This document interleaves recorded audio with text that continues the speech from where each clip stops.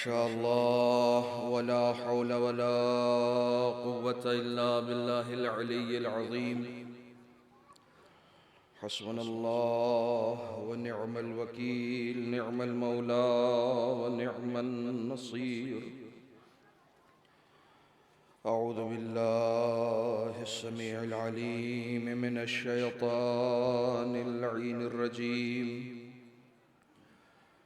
बिस्मिल्लाहिर रहमानिर रहीम।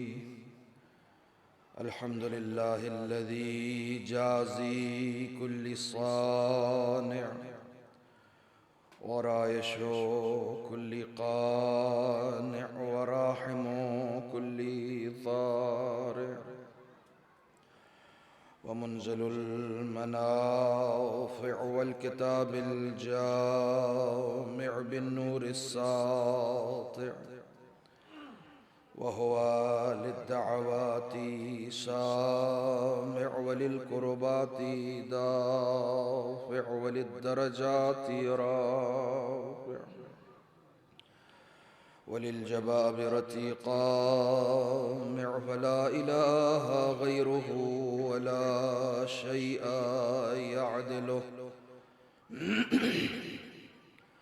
Lace कमिथलिही शैउन व हुवस समीउल बसीरुल लतीफ़ुल ख़बीर व हुवा अला कुल्लि शैइन क़दीर।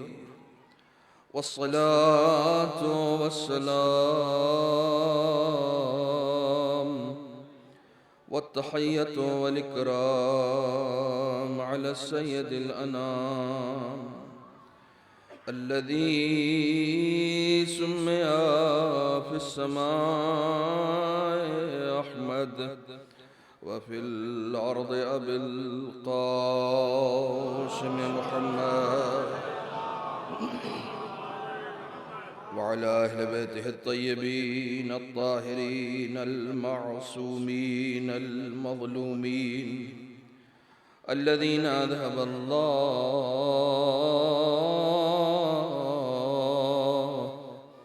अन्हुमुर रिज्सा व तह्हरहुम तत्हीरा।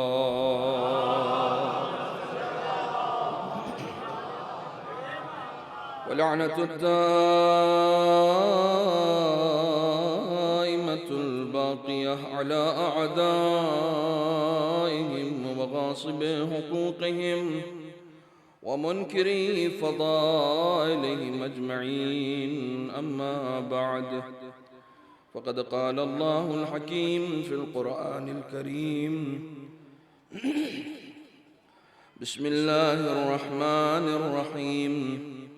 वमा उमिरू इल्ला लियअब्दुल्लाह मुख़लिसीन लहुद्दीन हुनफ़ा व युक़ीमुस्सलात व युअतुज़्ज़कात व ज़ालिक दीनुल क़य्यिमह।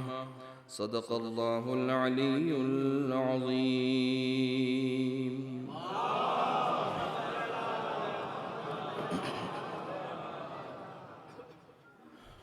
बिरादरान अज़ीज़, माह रजबुल मुरज्जब की जांसोज़ तारीख़ है। इस महीने में हालांकि अब ये महीना इख्तिताम पज़ीर हो रहा है, लेकिन ये महीना रसूल अकरम सल्लल्लाहु अलैहि वसल्लम के इरशाद के मुताबिक आपने फरमाया कि ये महीना मेरा महीना है। सिर्फ एक जुमला इस महीने की फजीलत पर कहता हुआ आगे बढ़ जाऊं। आयतुल्लाह मुज्तबा तेहरानी कहते हैं कि दौरे जाहिलियत में जब इस्लाम नहीं आया था, उस वक्त अगर किसी को कोई ख़ास हाजत होती थी जिसे उसे खुदा के सामने तलब करना होता था, तो दौरे जाहिलियत में लोग आपस में ये बातें करते थे कि रजब का महीना आने दो फिर दुआ करेंगे ताकि कबूलियत पक्की हो जाए। ये महीना इस्तग़फ़ार का महीना है, ये महीना तौबा का महीना है, ये महीना दुआ का महीना है। अपनी गुफ्तगू में दाखिल होने से पहले मैं आपको ये बताता चलूं कि आपकी जितनी भी एक्सरसाइज थी वो ख़त्म हो चुकी है। अब सिर्फ मुझे बोलना है और आप चूँकि सामिईन हैं इसलिए आपको सिर्फ सुनना है। बोलने का काम यहाँ पर मेरा है, न मैं आपसे बुलवाऊँगा, न मेहनत कराऊँगा, न दाद तलब करूँगा, न फरियाद तलब करूँगा। जितनी देर बैठूँगा उतनी देर तक इंशाअल्लाह इमाम हुसैन के सफ़र के मकसद पर गुफ्तगू करूँगा। ये महीना आम तौर पर हमारे यहाँ खुशियों का महीना करार दिया जाता है, मगर इस महीने एक इमाम की शहादत है जो इमाम मूसी काज़िम अलैहिस्सलाम।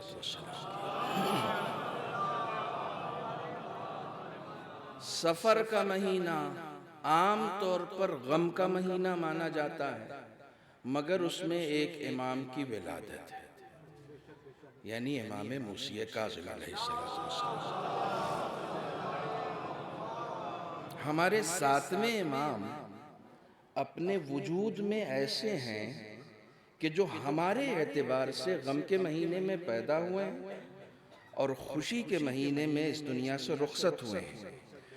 खुद खुदा वंदे आलम का उन्हें इस तारीख में पैदा करना और इस तारीख में दुनिया से रुखसत करना ये बता रहा है कि खुशी और गम का कोई महीना नहीं होता। सारी खुशियाँ और सारे गम सिर्फ अहले बैत की निस्बत से खुशी या गम करार पाते हैं। इसके अलावा ना हमारी कोई ज़ाती खुशी है, ना हमारा कोई ज़ाती गम है।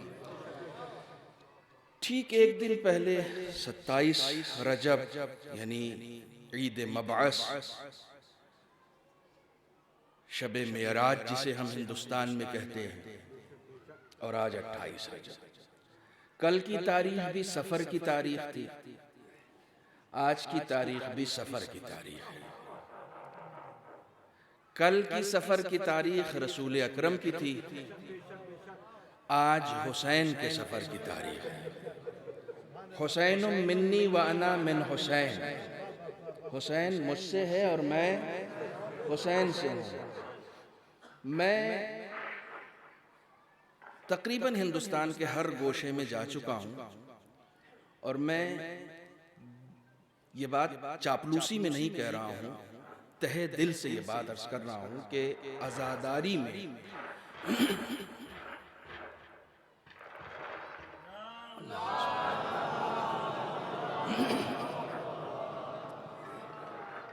मुज़फ़्फ़रनगर और ये सादात बारहा, ये तमाम जो कस्बे आपके यहाँ हैं, आप यकीन जाने कि मैं दूसरी जगहों पर जाकर कहता हूँ कि आज़ादारी की शान अगर बाकी है तो सादात बारहा से बाकी है, मुज़फ़्फ़रनगर से बाकी। यकीन जानिए, आप जिस तुज़ुक़ो एहतशाम के साथ मासूमीन की आज़ादारी बर्पा करते हैं, खुदावंद आलम आपकी आज़ादारी को कबूल करे और इंशाअल्लाह जब भी हमें इस दुनिया से उठाए तो आज़ादार इमाम हुसैन की सूरत में उठाए।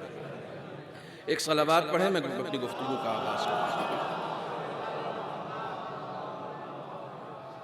मशीन पर जो साहब बैठे हुए हैं उनसे भी गुजारिश करूँगा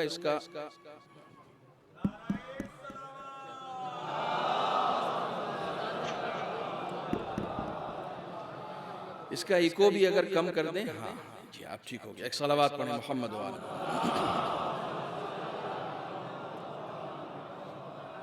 27 रजब भी सफ़र की तारीख है, 28 रजब भी सफ़र की तारीख है और दोनों मेराज के सफ़र की तारीख है। एक रसूल की मेराज है और एक हुसैन की मेराज है। एक रसूल की मेराज है और एक हुसैन की मेराज है। जो चीज़ रसूल को आसमान पर बुला कर दी गई थी, हुसैन को करबला में बुला कर दी गई। रसूल आसमान पर न जाते तो दीन नहीं आता, हुसैन करबला न जाते तो दीन की हिफाजत नहीं होती। जिस दीन को रसूल आसमान पर जाकर लेकर आए हैं, उसी दीन को हुसैन ने करबला में जाकर तहफ़्फ़ुज़ फराहम किया। इमाम हुसैन ने अपने निकलने का मकसद, आप हज़रात अगर मेरी तरफ मुतवज्जे रहेंगे तो आप यकीन जाने आप सिर्फ मेरी आवाज़ सुनेंगे, मेरे अलावा किसी की आवाज़ नहीं सुनेंगे। और मैं एक बार रिक्वेस्ट कर रहा हूँ, इसका इको थोड़ा सा कम कर दें ताकि आवाज़ मेरी जो है वो साफ तौर पर लोग सुन सकें। एक सलावत पढ़ें मोहम्मद व आला।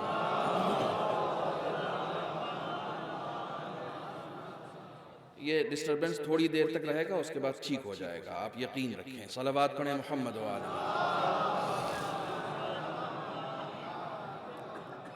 इमाम हुसैन जिस वक्त मदीने से निकल रहे थे तो उस वक्त बहुत सारे लोग आपसे निकलने का सबब पूछ रहे थे कि क्यों जा रहे हैं।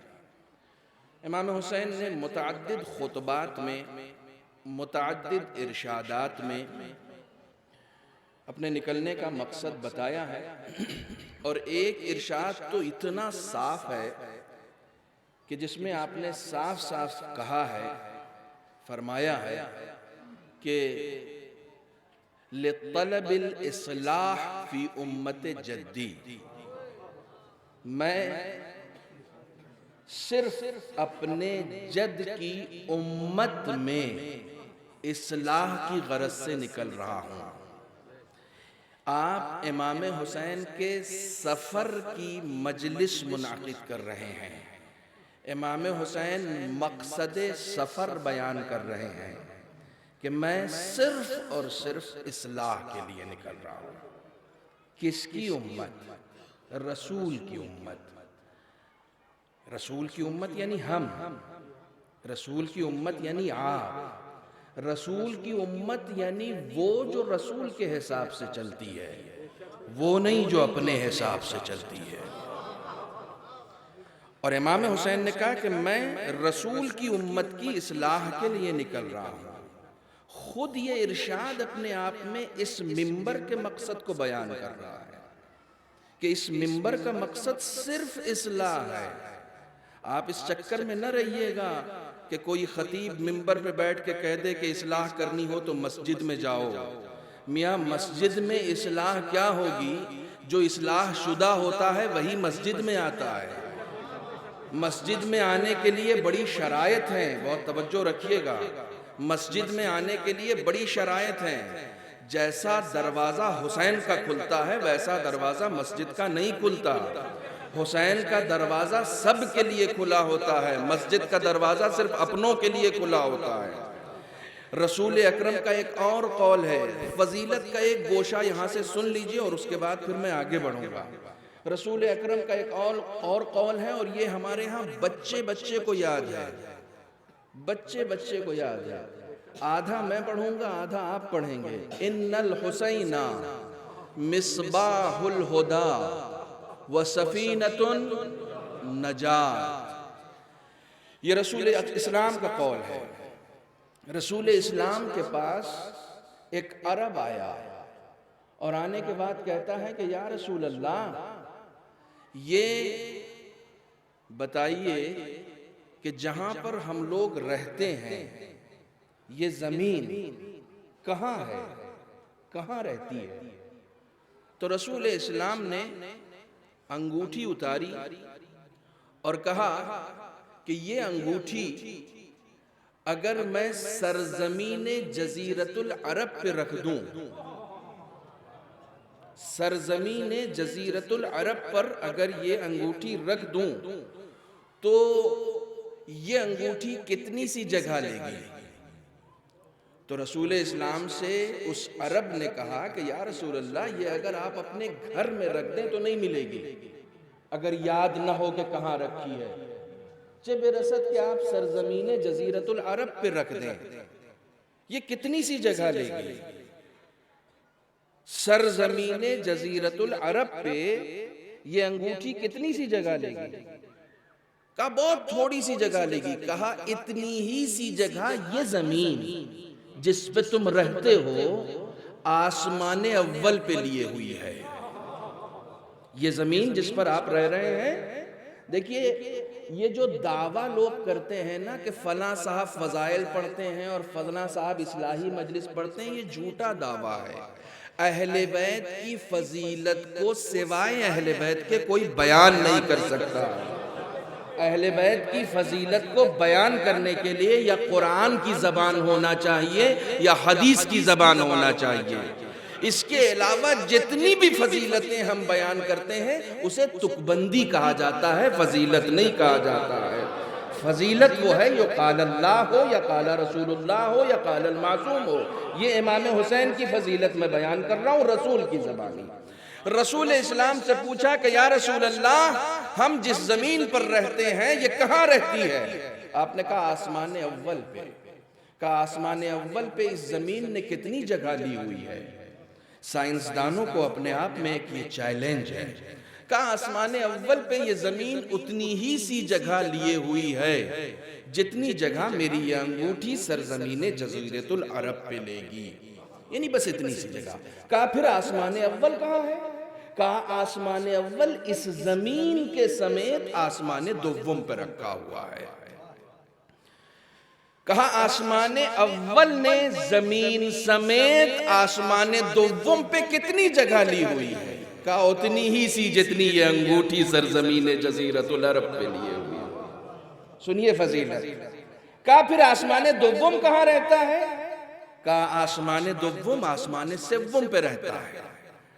और आसमान सिव्वम पे ये आसमान दुव्वम, आसमान अव्वल और जमीन समेत आसमान सिव्वम पे इसने उतनी ही सी जगह ले रखी है। अब जरा आप इस कायनात की यूनिवर्सलिटी को समझने की कोशिश कीजिए कि कितना यूनिवर्सल है, कितनी यूनिवर्सल है ये खुदा की कायनात, कितनी बड़ी है, आपके तसव्वुरात से भी बड़ी है। जिसमें आप रह रहे हैं वो आसमान अव्वल में है और जगह एक अंगूठी के बराबर है।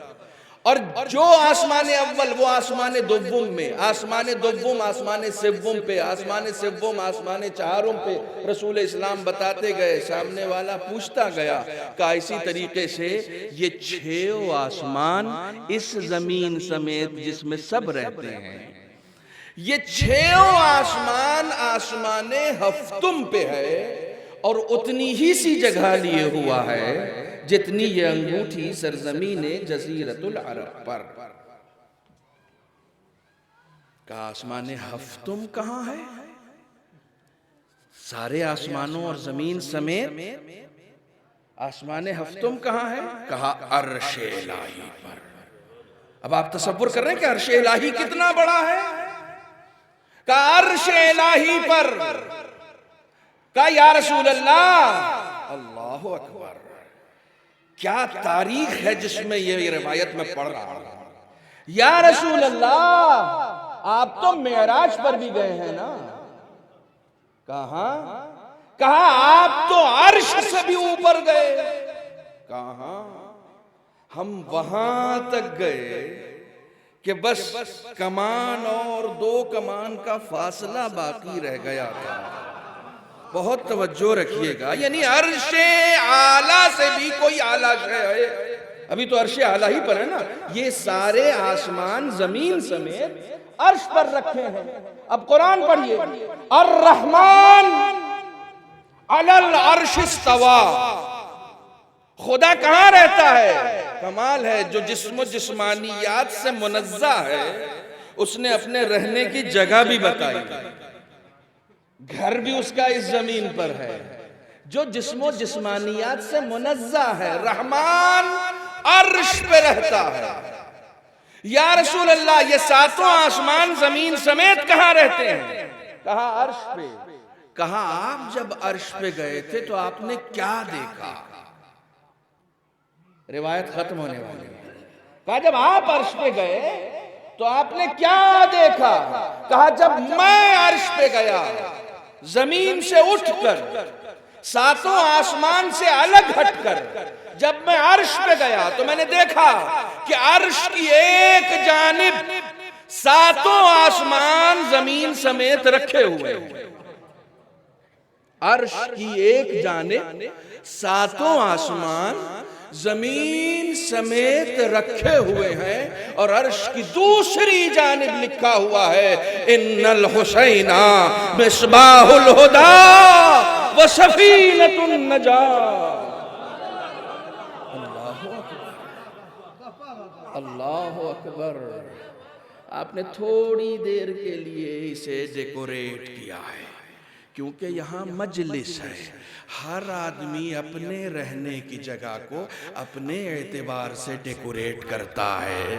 जिसको जो पसंद होता है वो उसी का पोस्टर लगाता है। या हुसैन का पोस्टर सिर्फ आपने नहीं लगाया हुआ है, खुदा ने भी अर्श औला पर हुसैन का पोस्टर लगाया। सलावत बर मोहम्मद व आले मोहम्मद।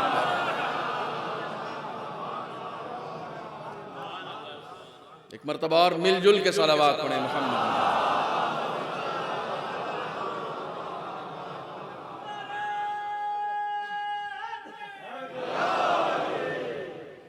क्यों? जिंदाबाद मुर्दाबाद।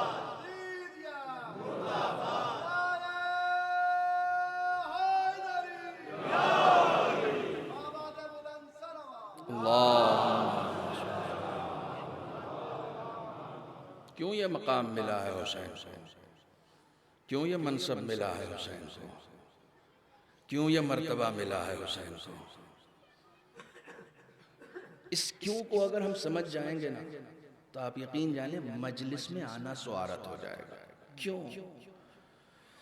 मैंने सूरह मुबारक बय्यना की एक आयत पढ़ी है। सूरह मुबारक बय्यना 30वें पारे का एक छोटा सा सूरा है। उसमें एक आयत सिर्फ मैंने पढ़ी है। खुदा ने इरशाद फरमाता है कि हमने सिवाय अपनी बंदगी के किसी चीज का हुक्म नहीं दिया। किसी चीज का हुक्म नहीं दिया, सिर्फ बंदगी। बंदगी के अलावा कुछ भी नहीं करना है आपको। वमा उमिरू इल्ला लियअबुदुल्लाह मुखलिसीन लहुद्दीन हुनफा।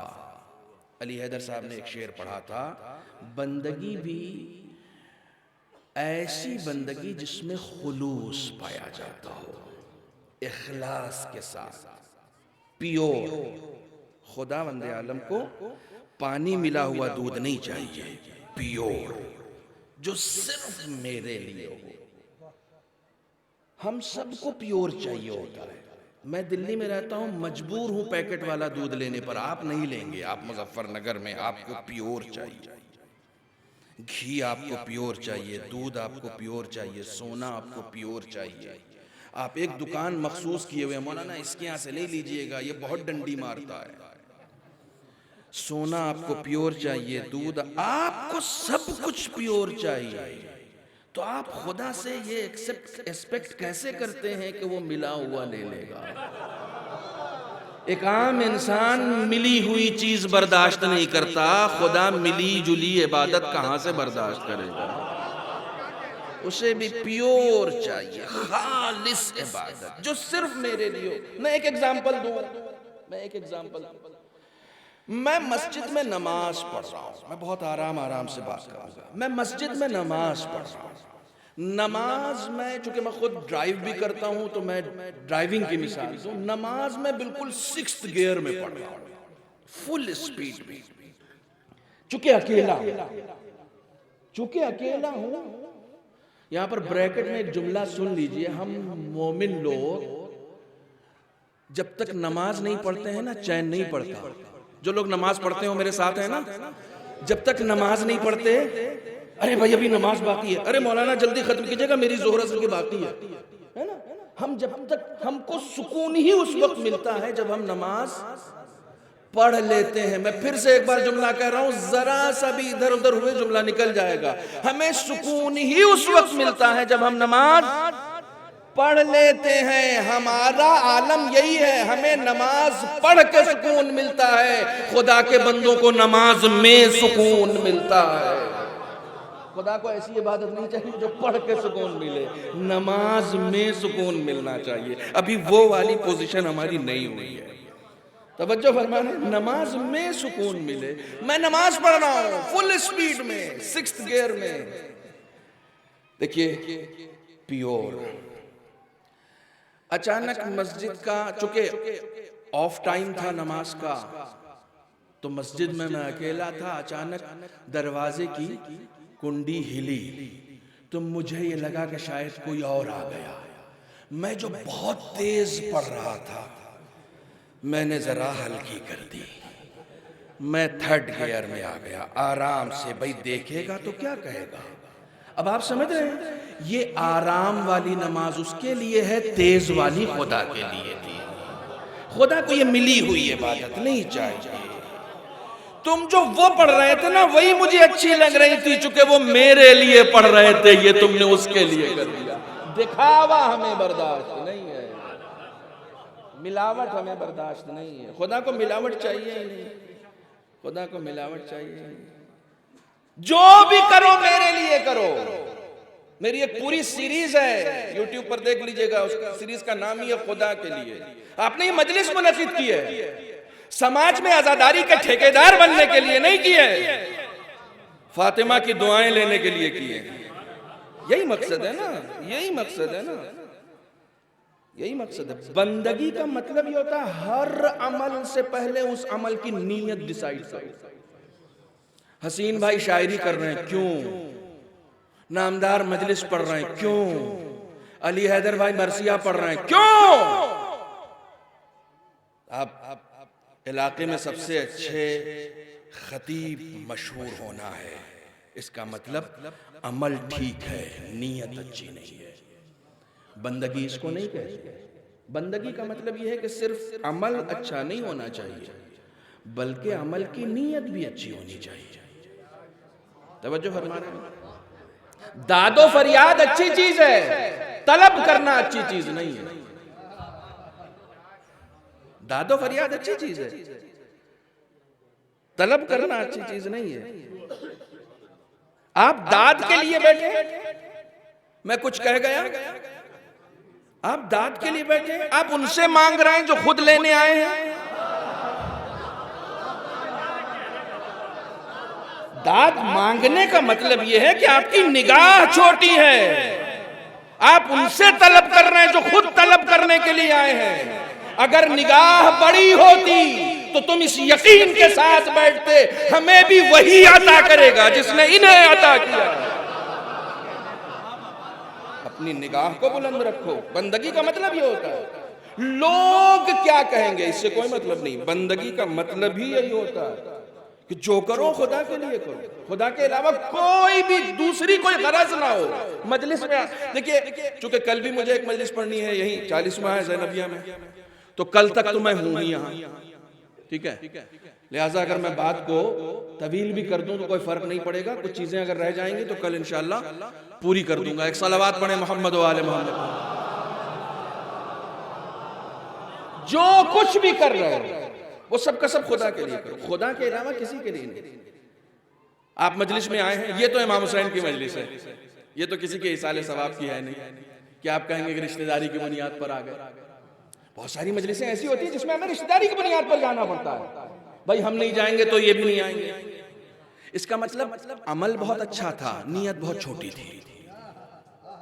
तवज्जो फरमाने, मैं थोड़ी देर मेरे साथ रहिए। अमल बहुत अच्छा था, नीयत बहुत छोटी थी कि चूंकि मेरे रिश्तेदार की मजलिस है ना, मजलिस तो सिर्फ हुसैन की है। जब जब मजलिस के लिए घर से कदम निकालो तो नीयत को लार्ज कर दो, नीयत को बड़ा कर दो। अपने रिश्तेदारों के लिए नहीं जा रहा हूं, कल्बे ज़हरा की खुशनूदी के लिए जा रहा हूं। नीयत को लार्ज कर दो। आप यकीन जाने, जिस दिन हमें नीयत करना आ जाए, नीयत करना, उस दिन से अमल हमारा पाकीज़ा हो जाएगा। अभी हमें नीयत करना नहीं आ रहा। हर अमल हमारा मासूम को पसंद आने लगेगा, सिर्फ उस अमल की नीयत पर गौर करने। नामदार अब्बास मिंबर पे क्यों बैठ रहे हैं? भाई ये मेरा प्रोफेशन है। अच्छा, आपका प्रोफेशन नहीं तो फिर प्रोफेशन तक का अजर है। मैं मिंबर पे इसलिए बैठ रहा हूं, मैं थोड़ी सी सख्त लैंग्वेज इस्तेमाल करता हूं और आप मुझे उसकी इजाजत देंगे। मैं मिंबर पे इसलिए बैठता हूं क्योंकि मेरा ये काम है। अच्छा, तो आप कमर्शियल है तो ठीक है। खुदा बंदे आलम ने भी ये वादा किया है, जो जिस चीज के लिए अमल अंजाम देगा उसको वही मिलेगा, उसके अलावा कुछ नहीं मिलेगा, उसके अलावा कुछ नहीं मिलेगा। मैं एक आलिम दीन का बेटा भी हूं और शायर का भी बेटा हूं। जॉन साहब, मेरे अब्बा की गजल का एक शेर सुन लीजिए। कहते थे कि वफा की दाद का एहसान किसी से हम नहीं लेते। हसीन भाई, वफा की दाद का एहसान किसी से हम नहीं लेते, जो खुद दरिया लुटाते आए हैं शबनम नहीं लेते।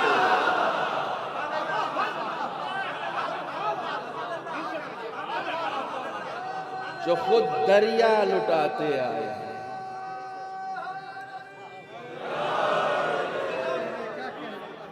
आप अपने आप को पहचाने,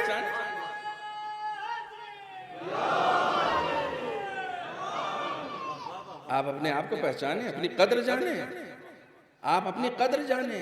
आप हैं कौन और तलब क्या कर रहे हैं? मौलाए कायनात ने कहा है कि तुम्हारे अंदर एक आलम अकबर है, एक आलम अकबर तुम्हारे अंदर है। तुम अपनी तलब छोटी मत करो, तलब ज्यादा रखो।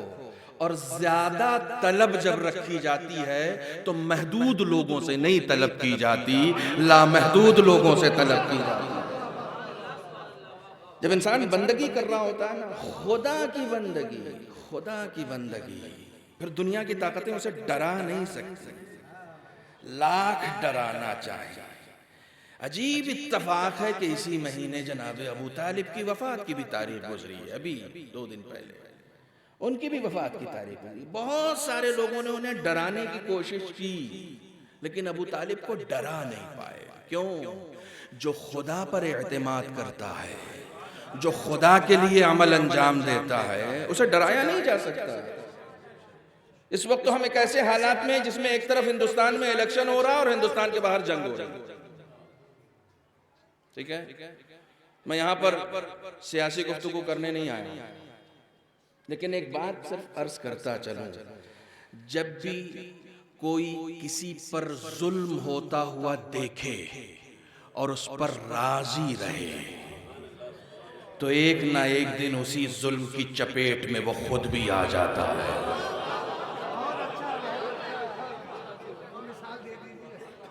2021 में जब इसराइल फिलिस्तीन पर बमबारी कर रहा था तो यूक्रेन के राष्ट्रपति ने ट्वीट किया था कि ये एक बहुत अच्छा कदम है, कमाल है। बम तो बम होता है, अच्छा कहां से हो सकता है? हम तो उस बम की भी मजम्मत कर रहे हैं जो आपके ऊपर गिर रहा है, मगर ये आपकी बेगैरती थी कि कल जब निहत्थे मुसलमानों पर गिर रहा था तो आप उसका समर्थन कर रहे थे। इसकी वजह सिर्फ इतनी है कि आप हुसैन से नहीं जुड़े, इसकी वजह सिर्फ इतनी है कि आप अहले बैत से नहीं जुड़े। अहले बैत ने एक बात बताई है, मौलाए कायनात का कौल है, कूनू लिज़्ज़ालिम खस्मा वलिल मज़लूम औना। जब भी कोई जालिम हो तो उस पर गजबनाक हो जाओ, और जब भी कोई मजलूम नजर आए तो उसके साथी बन के खड़े हो। हम मजलूमियत के वक्त मजहब नहीं देखा करते हैं। सलावत पढ़े मोहम्मद वाले।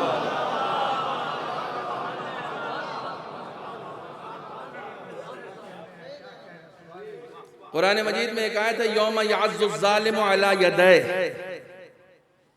क़यामत के दिन लोग अपने दांतों से अपने हाथों को काटेंगे और कहेंगे, या लैतनी लम इत्तखिज़ फुलानन खलीला, काश उसको अपना दोस्त न बनाया होता। जिन जिन लोगों ने, कल ही खामनई साहब का बयान आया, जिन जिन लोगों ने अमेरिका को अपना दोस्त बनाया उन्हें इस दुनिया में भी खसारा हुआ है, आखिरत में भी खसारा। सलावत पढ़े मोहम्मद व आले मोहम्मद। कोई डरा नहीं सकता, जो बंदगी करता है उसे कोई डरा नहीं सकता। इमाम हुसैन सफर क्यों कर रहे हैं? क्योंकि वलीद के थ्रू इमाम हुसैन को पैगाम दिया कि अब हम हैं, आपको बैत करनी पड़ेगी। इमाम हुसैन ने कहा मुझे डरा नहीं सकते, मुझे डरा नहीं सकते, सफर करना पड़ेगा। सफर इसलिए करेंगे ताकि मदीने की हुर्मत बाकी रहे। हुसैन को खुद को नहीं बचाना है, बचाना होता तो पूरी फैमिली को लेकर ना निकलते। हुसैन को दीन बचाना है। मकसद बहुत अहम है, मकसद बहुत अहम है। खुद को कुर्बान करना पड़े तो हो जाए, कोई बात नहीं, मकसद सबसे अहम है। तुम डरा नहीं सकते। क्या कारनामा कर दिया है इमाम हुसैन, खुदा की कसम। मैं अज़ादारों की जूतियां सीधी करने का शरफ अगर क़यामत में हासिल कर लूं ना, तो इससे बड़ा मेरे लिए कोई इनाम नहीं है। आप यकीन जाने, आप इमाम हुसैन की मजलिस में बैठे हैं। मैं अगर आपसे कहूं कि आपके परदादा के परदादा का नाम क्या है, तो आप सर खुजाने लगेंगे। मौलाना शजरे में देखना पड़ेगा, याद तो नहीं है। मैंने कहा मुझे याद है, ये नाम था। बताइए तारीख वफात कब है? कहा मौलाना ये भी नहीं याद। मैंने कहा मुझे याद है, इस दिन कौम को बुला रहे हैं, बिरयानी खिलाएंगे। कहा मौलाना हमने तो अपने अब्बा की बरसी में एक बार से ज्यादा नहीं खिलाया। जिसका खून मेरी रगों में दौड़ रहा है, मैं उसके नाम पर खिलाने के लिए तैयार नहीं होता हूं। कैसा मौजज़ा कर दिया हुसैन ने। 1400 साल से उम्मत हुसैन के नाम पर खिला रही है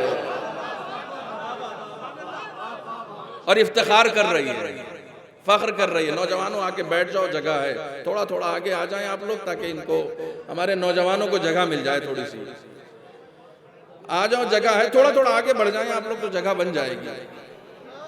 सलावत पढ़े मोहम्मद व आले मोहम्मद। एक बुलंद आवाज से सलावत पढ़े।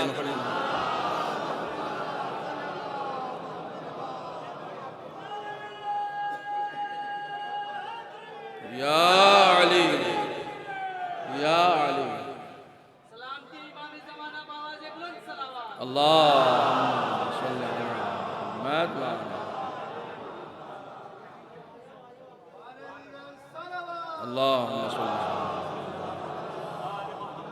जो भी करो खुदा के लिए करो। अब मेरी तरफ मुतवज्जो हो जाए, इधर जगह है, जिनको जिनको आना है वो आकर बैठ सकते हैं। एक सलावत और पढ़े मोहम्मद व आले।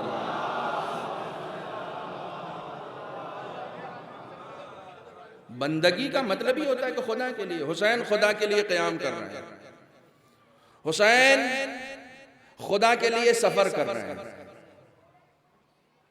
अभी इसी साल मैं गुजरात में था और मस्जिद में अशरा हो रहा था, अल्लाह के घर में। एक जुमला मैंने वहां पर कहा कि हुसैन ने पूरी जिंदगी इतना खुदा खुदा किया कि खुदा ने अपने घर में हुसैन हुसैन करा दिया। कुन ली कुन लक, मेरे बंदे तू मेरा हो जा, मैं तेरा हो जाऊंगा। हुसैन खुदा के हो गए, खुदा ने खुदाई हुसैन के कदमों में डाल दी। तुम खुदा के हो जाओ, तुम खुदा के हो जाओ। पता नहीं वो कौन सा खतीब है जो खुदा को हुसैन से लड़वा देता है। पता नहीं वो कौन सा खतीब है जो नमाज को अज़ादारी से लड़ा देता है। पता नहीं वो कौन सा खतीब है जो अज़ादारी को नमाज से लड़ा देता है।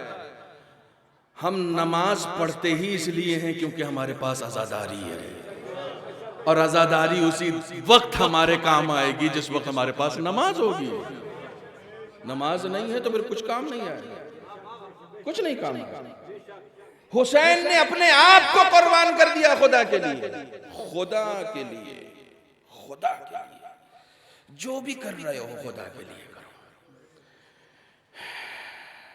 जब इंसान इन्ना सलाती व नुसुकी व महयाया व ममाती लिल्लाहि रब्बिल आलमीन, जो कुछ भी है, बंदगी का मतलब ही होता है एक आयत कुरान मजीद की है बहुत मशहूर, वमा खलक़तुल जिन्ना वल इंसा इल्ला लियअबुदून। आधी आयत मैं पढ़ता हूं और आधी आयत जब आप पढ़ते हैं तो मजा दोबाला हो जाता है। हमने जिन्नो इंस को पैदा ही नहीं किया, मगर आप तर्जुमा करते हैं इबादत के लिए, मैं तर्जुमा करता हूं बंदगी के लिए। क्या फर्क है? क्या फर्क है? इबादत के लिए किसी न किसी इबादत गाह की जरूरत होती है। मेरे जुमले तक पहुंचिएगा।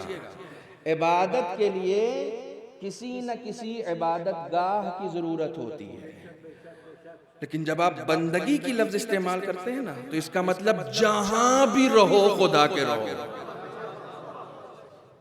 सिर्फ इमाम बाड़े में हिजाब करके नहीं आना है, शादी में जाना है तब भी हिजाब करके जाना है।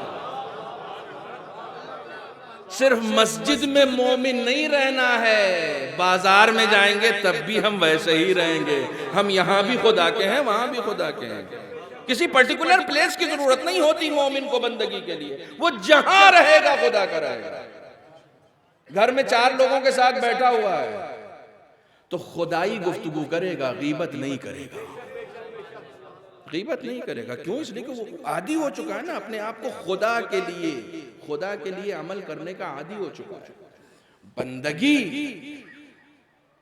बज़ाहिर कहने के लिए बहुत अच्छा है कि खुदा के लिए, लेकिन है बहुत सख्त, बहुत सख्त। एक मिसाल मैं देता हूं, जिन लोगों ने YouTube पे सुन लिया हो। अब ये भी एक मसला है, बहुत सारे लोग पहले से सुन लेते हैं। एक फकीर गया किसी तरबूज की दुकान पर, उसने कहा भैया खुदा के लिए कुछ दे दो। एक तरबूज जो 2 दिन से नहीं बिक रहा था, उसका जरा सा एक तरफ से ढीला हो गया था, गीला हो गया था, वो जो बिक नहीं रहा था ना, उसने उठाया, कहा ये लो खुदा के लिए। उसने देखा, फकीर ने उसे सूंघा, वो खाने के लायक भी नहीं था, तो उसने अपनी जेब झाड़ी, कुछ पैसे निकल आए। दुकानदार से कहा भैया इसका मिलेगा? ईरान का वाकया और सच्चा वाकया। कहा भैया इसका मिलेगा कुछ? उसने पैसे जैसे ही देखे आंखें चमक गई, कहा हाँ क्यों नहीं मिलेगा। पैसे लिए और उसके बाद फिर ठोक ठाक के एक कायदे का तरबूज उसे दिया। इस फकीर ने दोनों तरबूज को हाथ में लिया और आसमान की तरफ बुलंद किया, कहा खुदाया तेरे लिए ये दिया है, पैसे के लिए ये दिया।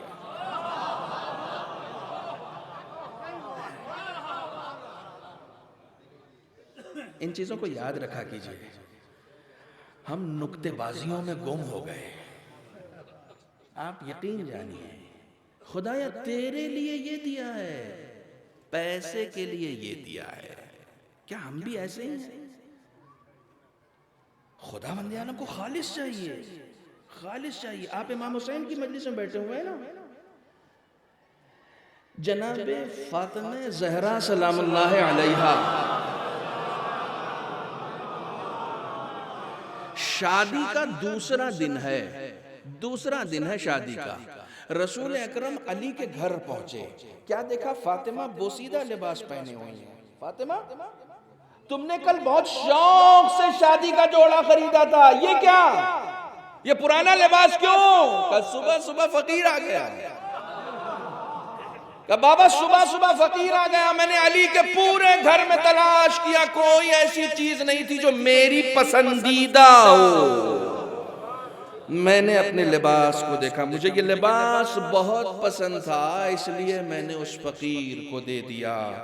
ये अमल अहले बैत का है। कुरान पढ़ें, लन तनालुल बिर्रा, चौथा पारा यहीं से शुरू होता है, लन तनालुल बिर्रा हत्ता तुनफिकू मिम्मा तुहिब्बून। नेकी ये है कि राह खुदा में वो दो जो तुम खुद अपने लिए पसंद करो। सख्त है, थोड़ा सा सख्त है, लेकिन प्रैक्टिस करनी पड़ेगी, अपने आप को आदी बनाना पड़ेगा खुदा के लिए अमल करने का। कोई भी अमल बहुत सख्त है, आप इतना आसान मत समझिए। मैं बार बार मिसाल देता हूं। हिंदुस्तान में सबसे सख्त कौन सी नौकरी है? मुझे बताइए, सबसे सख्त कौन सी नौकरी, सबसे बड़ी पोस्ट कौन सी है? IAS IPS की है ना। UPSC का एग्जाम सबसे बड़ा होता है ना, होता है। सबसे बड़ा एग्जाम वही होता है। किसी ने अगर यूपीएससी क्लियर कर लिया हो तो कितना खुश होता है कि साहब मैंने यूपीएससी क्लियर कर लिया, अब वाइवा सिर्फ रह गया है, रिटर्न कर लिया है, ठीक है, अब सिर्फ वाइवा रह गया है, आईपीएस की जॉब मिलेगी, आईएएस की जॉब मिलेगी, सबसे बड़ी। अच्छा, अगर कोई बाप अपने बेटे को वाकई आईपीएस बनाना चाहता है तो कितनी मेहनत करता है। बचपन से नौजवानों, तुम्हारे लिए एक पैगाम देकर जा रहा हूं, सुन लो मेरा पैगाम। बचपन से, नर्सरी से अपने बच्चे पर बाप मेहनत करता है। स्कूलिंग कैसी होनी चाहिए, सिलेबस कैसा होना चाहिए, टीचर्स कैसे होने चाहिए, दोस्त कैसे होने चाहिए, हॉस्टल कौन सा होना चाहिए, कहाँ रखेंगे, कैसे पढ़ाएंगे, कितना खर्च करेंगे। बाप मेहनत कर रहा है, खानदान वाले मेहनत कर रहे हैं, बच्चा मेहनत कर रहा है, टीचर मेहनत कर रहा है। भाई साहब इतनी मेहनत क्यों? कहा मौलाना बच्चे को अच्छी नौकरी दिलानी है, बच्चे को आईपीएस बनाना है, बच्चे को आईएएस बनाना, और वो पूरे मोहल्ले में मिठाई बांटते फिर रहे हैं, मेरा बच्चा आईएएस हो गया। मैंने कहा आईएएस होके हुआ क्या? मुझे बताइएगा, आईएएस होके क्या? कहा मौलाना सरकार में सबसे बड़ी नौकरी है ये, सबसे बड़ी पोस्ट है, डीएम हो जाता है ना कोई तो प्रधानमंत्री भी उसके सामने जाके बैठता है। तो बच्चों फरमाने सबसे बड़ी पोस्ट है। मैंने कहा कि ये बताइए ये नौकर है किसका? कहा सरकार का। मैंने कहा किस सरकार का? जिसे आपने खुद चुना? ना ना ना ना, मेरा पैगाम अभी हर जगह नहीं पहुंचा। जिस सरकार को आप चुनते हैं उसमें नौकरी इतनी मुश्किल से मिलती है। जिस सरकार को आप चुनते हैं उसमें नौकरी मिलने के लिए इतनी पढ़ाई करनी पड़ती है, इतना पसीना बहाना पड़ता है, इतनी नॉलेज चाहिए होती है, तब जाके आपकी चुनी हुई सरकार में, आपकी चुनी हुई सरकार में तब जाके नौकरी मिलती है। हम बार बार माइक के पीछे आके जांग पे हाथ पीट के कहते हैं अली का नौकर आपके सामने। कौन से अली का नौकर? हरकतें ऐसी हैं कि मोदी जी नौकरी ना दे तुम अली का नौकर कहां से हो गए? सरकार में नौकरी इतनी आसानी से नहीं मिलती। हुसैन और अली खुदा की सरकार का नाम है।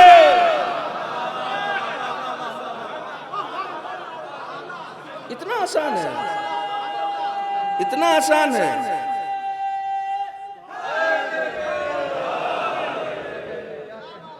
क्या अच्छे मौके से भाई ने नारा लगाया। इलेक्शन का जमाना चल रहा है, हर पार्टी का एक स्लोगन होता है, स्लोगन को नारा कहते हैं ना, नारा होता है हर पार्टी का।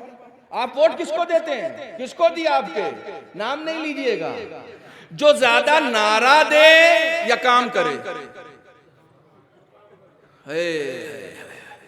आप तो काम करने वाले के पीछे भागते हैं, यानी नारा आपको मुतासिर नहीं करता, स्लोगन आपको मुतासिर नहीं करता, आप भाषण से मुतासिर नहीं होते। जो काम करता है उसको लाते हैं। कमाल है, इंसान काम करने वाले को चुनता है तो अहले बैत भी तो अमल करने वाले को चुनेंगे ना। अमल चाहिए, बंदगी चाहिए।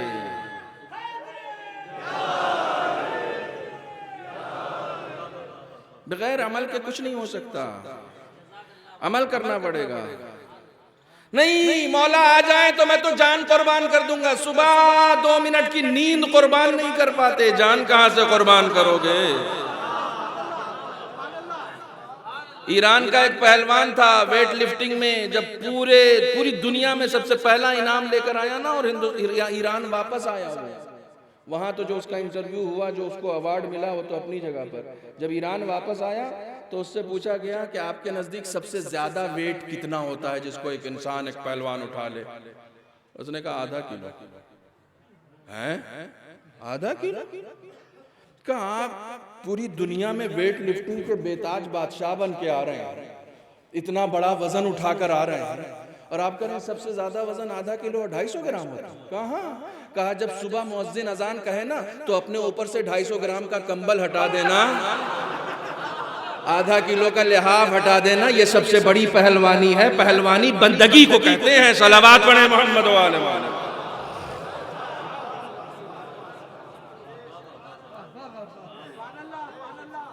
नमाज के वक्त हम मजलिसें रखते हैं, मजलिस के वक्त हम नमाज पढ़ते हैं और मजलिस करते हैं। इमाम हुसैन की करबला में इमाम हुसैन ने हर वक्त की नमाज अव्वले वक्त पढ़ी और जमात के साथ पढ़ी है। इमाम हुसैन ने करबला के मैदान में हर वक्त की नमाज अव्वले वक्त पढ़ी है और जमात के साथ पढ़ी है। आप इमाम हुसैन को बहाना नहीं बना सकते हैं। इमाम हुसैन ने करबला में यही काम किया। ठीक है, तो हम जैसे जाकिरों के लफ्जों के जंजाल में मत फंसिएगा। तवज्जो फरमा रहे हैं। अमल चाहिए, अमल चाहिए, क्योंकि करबला में, ये जुमला मेरा बहुत पुराना है, शायद बहुत सारे लोगों ने सुन रखा होगा।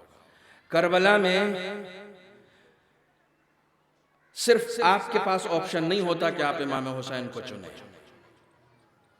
करबला में इमाम हुसैन चुनते हैं। हुसैन को चुनना कोई कमाल नहीं है, हुसैन को चुनना तो मजबूरी है। आप हुसैन को नहीं चुनेंगे तो किसको चुनेंगे? हुसैन को खत लिखना भी कोई कमाल नहीं है। आप हुसैन को खत नहीं लिखेंगे तो किसको लिखेंगे? हुसैन को खत लिखना कमाल नहीं है, हुसैन का खत पाना कमाल है। आप किरदार और अमल की उस बुलंदी पर पहुंच जाएं कि हुसैन की नजर इंतखाब आप पर पहुंच जाए, हुसैन आपको चुन ले। और ये सिर्फ इखलास से होगा, ये सिर्फ बंदगी से होगा, बंदगी के अलावा कोई दूसरा रास्ता नहीं है। इमाम सैयद सज्जाद जब सफर से वापस गए हैं शाम के, जिस वक्त शाम के सफर से वापस गए हैं, तो मदीने जाके इमाम सैयद सज्जाद का पहला स्टेटमेंट ये था कि अल्हम्दुलिल्लाह, करबला से लेकर कूफा तक, कूफे से लेकर शाम तक, शाम से लेकर मदीने तक, हमारे यहाँ किसी बीबी की नमाज शब नहीं कज़ा हुई। किसी की नमाज शब नहीं कज़ा हुई, हमारी नमाज कज़ा हो जाती है, वाजिब कज़ा हो जाती है। इमाम पैगाम दे रहे हैं, मकसद को समझो क्या है। इन मजलिसों का मकसद क्या है? लितलबिल इस्लाह फी उम्मत जद्दी, इसके अलावा दूसरा कोई मकसद नहीं है। जो भी करो, जो भी करो, कुर्बतन इलल्लाह, खुदा के लिए, खुदा के लिए। मैंने कहा कि सख्त है, आसान नहीं है। हम लोग कोई नेकी करते हैं ना, तो जब तक उस नेकी को इश्तिहार बना के दीवार पे लगा नहीं देते, उस वक्त तक चैन नहीं पड़ता, क्योंकि शैतान चाहता है कि जाया करो, अपने अमल को जाया करो, और अपने अमल को इंसान बोल के जाया करता है। मौलाए कायनात का नहजुल बलागा में कौल है, आप फरमाते अफजलुज़्ज़ुहद इख्फाउज़्ज़ुहद, सबसे बेहतरीन तकवा यह है कि अपनी नेकियों को छुपा दो, नेकियों को बरबला मत करो। मैं बहुत सारे ऐसे लोगों से मिलता हूं जो अपने खानदान का कसीदा पढ़ते रहते हैं, ना हमारे दादे ने ये किया और हमारे परदादे ने ये किया, तो वो लेकर गए अपना, आप क्या लेकर जा रहे हैं? आपने अपनी क्या तैयारी की? आप कहेंगे मौलाना बिल्कुल ही वाज़ो नसीहत पर आ गए। मैं वाज़ो नसीहत पर नहीं आया, मकसद इस्लाह है।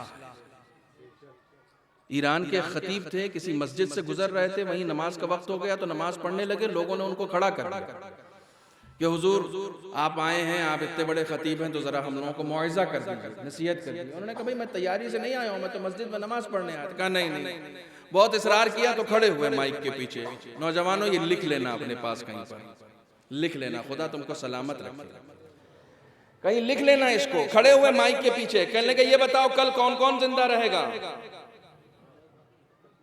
हाथ उठाओ, किसी ने हाथ नहीं उठाया।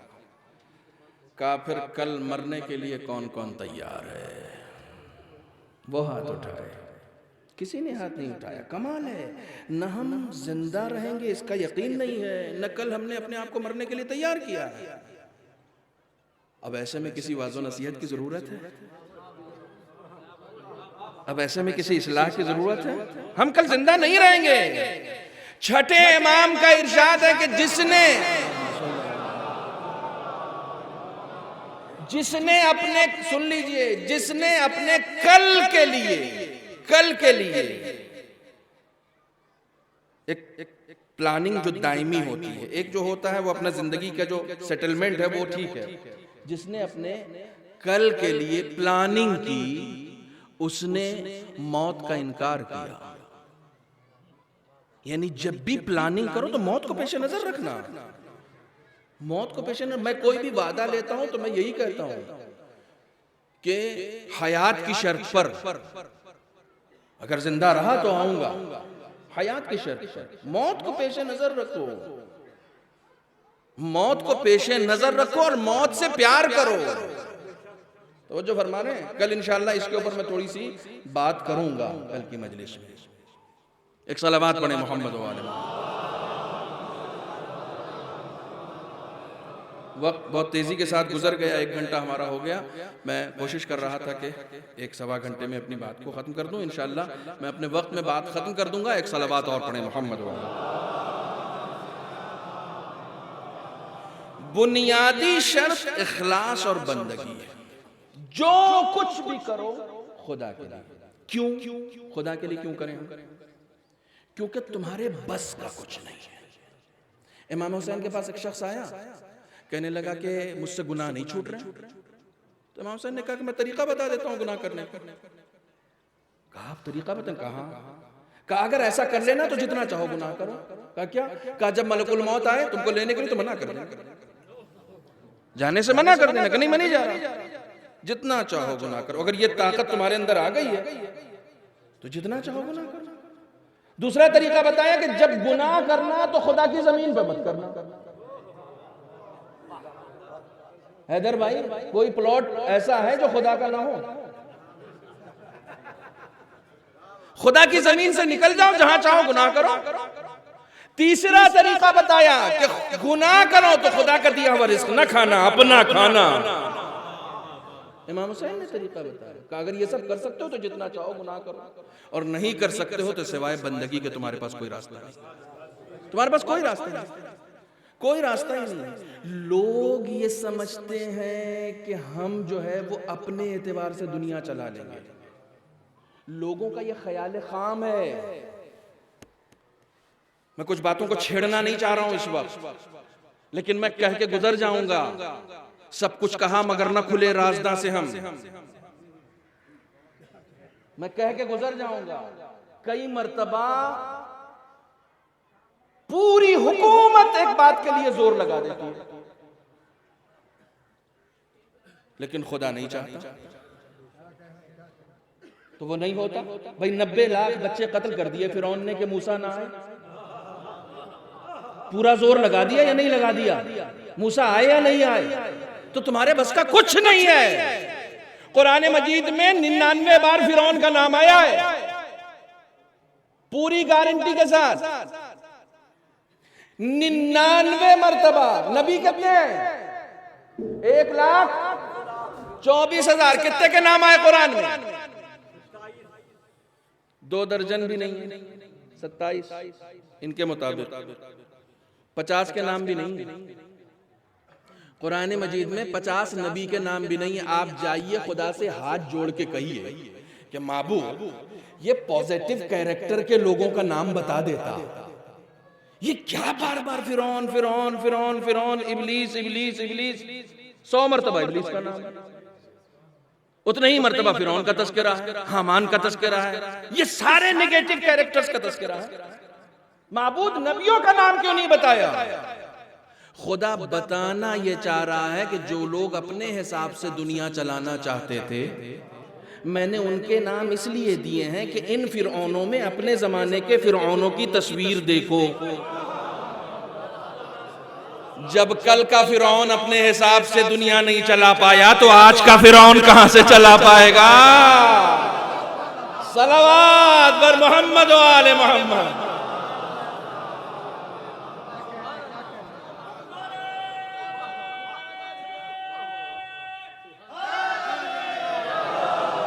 नाज मत करो, तुम्हारे बस का कुछ नहीं है। तुम्हारे हाँ, तुम बंदगी करो फिर सब कुछ है। सलमान फारसी कब्रिस्तान में जाकर मुर्दे को उठा देते थे, कब्र को नॉक करते थे, सलाम अलैकुम, और जवाब भी आ जाता था, तो कहते थे बाहर आओ। आप 40 साल तक मजलिस सुनते रहे, अली ने ठोकर मारी, मुर्दा जिंदा हो गया। ये अली के नौकरों का काम है, अली का नहीं है। ये काम अली के नौकरों का है।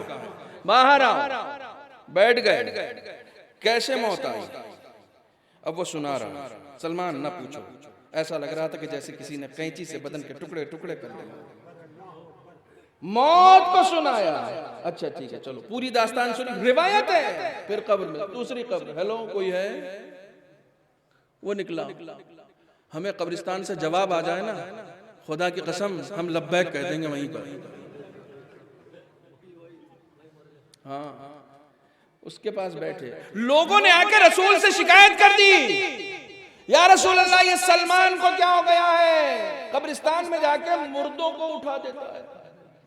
रसूल ने कहा कि सलमान ने खुदा की ऐसी बंदगी की है कि खुदा ने पूरी कायनात उसके इख्तियार में दे दी है, वो जो चाहेगा करेगा, वो जो चाहेगा करेगा। खुदा की कसम मैंने इस रिवायत को देखा, फिर इमाम हसन के कौल को देखा। इमाम फरमाते हैं मन अबदल्लाह अबदल्लाहु लहू कुल्ल शै, जिसने भी खुदा की बंदगी की, खुदा पूरी कायनात को उसके इख्तियार में दे देता है, खुदा उसके इख्तियार में दे देता है। ये कायनात तुम्हारी है, वो जब चाहेगा सूरज को पलटा देगा, वो जब चाहेगा चांद के 2 टुकड़े कर देगा, उसकी है। वो जब चाहेगा अपने दरवाजे पर सितारे को बुला लेगा, क्योंकि खुदा ने पूरी कायनात उसकी ठोकरों में दे दी है, उसने बंदगी की है, खुदा ने ये वादा किया है। ये कुरान मजीद में जहां जहां आता ना, जअल लकुम खलक़ लकुम सख्खर लकुम, ये सब कुरान की आयत थी जो मैंने पढ़ दी। ये हमने तुम्हारे लिए बनाया, ये तुम्हारे लिए करार दिया, इसको तुम्हारे लिए पैदा की, पूरी कायनात आपके लिए बनाई है खुदा, आपको अपने लिए बनाया, पूरी कायनात आपके लिए और आपको अपने लिए। हमारी गलती क्या हो रही है, हमसे गलती कहां हो रही है? हमसे गलती यहां हो रही है ना कि अभी मैं आया, ये हमारे जो मेजबान हैं सलीस भाई नाम है, सलीस भाई, ये इनके बच्चे आए और हमारे इकबाल भाई लेकर एक कमरे में गए, मौलाना ये आपके लिए है, ये बिस्तर आपके लिए है, ये नाश्ता आपके लिए है, ये पानी आपके लिए है। होता है ना, आप किसी को ही बुलाते हैं तो उसको देते हैं, ये आपके, ताकि आपको कोई जहमत ना हो, तवज्जो फरमाइएगा, आपको कोई जहमत ना हो, ये सब आपके लिए। अच्छा मैं मजलिस पढ़ के जाऊं और जाके साहिब खाने से कहूं कि यहां से निकलिए, भाई निकलिए यहां से, आपने तो कहा था कि ये आपके लिए है। तो फौरन कहेगा मौलाना यही तो कहा था कि आपके लिए, ये थोड़ी कहा था आपका है। दोनों में फर्क समझ गया? आपके लिए है और आपका है। काश मैं अपनी बात को समझा ले जाऊं। आपके लिए है और आपका है। हमारी गलती ये हुई है कि जिस दुनिया को खुदा ने हमारे लिए बनाया, हमने उसे अपना समझ लिया। ये हमारा है नहीं, उसने हमारे लिए बनाया है। कहीं तुम्हारे लिए है, तुम इसे अपना समझ बैठे, और इतना समझ बैठे कि एक एक बालिश के लिए कत्लो गारतगरी होने लगी।